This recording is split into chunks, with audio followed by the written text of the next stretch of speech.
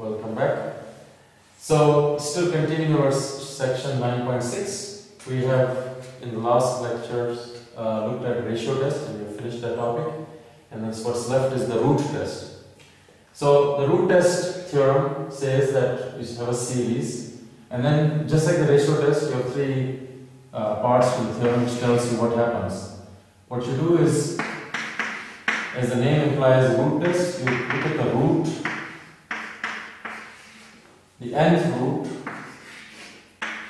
of the absolute value of the nth term. If this limit is less than 1, series converges absolutely.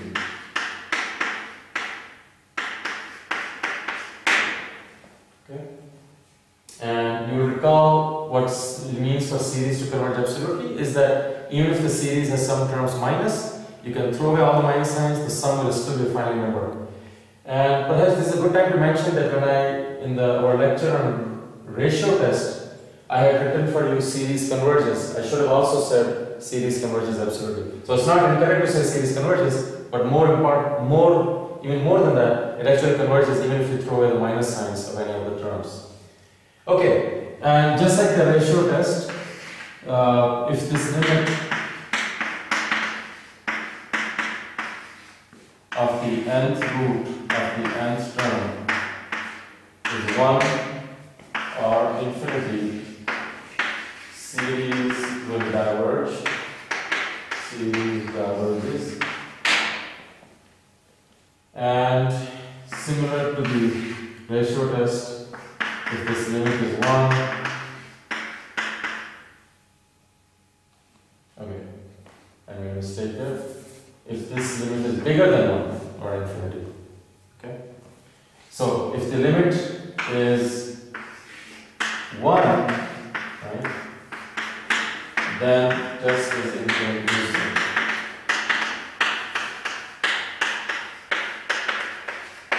Okay. So this is the root test, right? Very similar to the ratio test.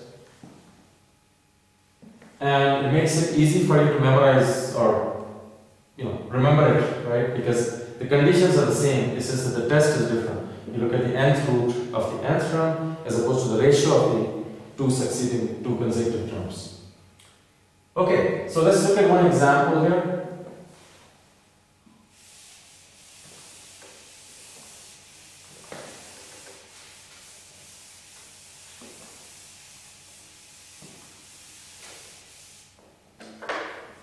Consider this series.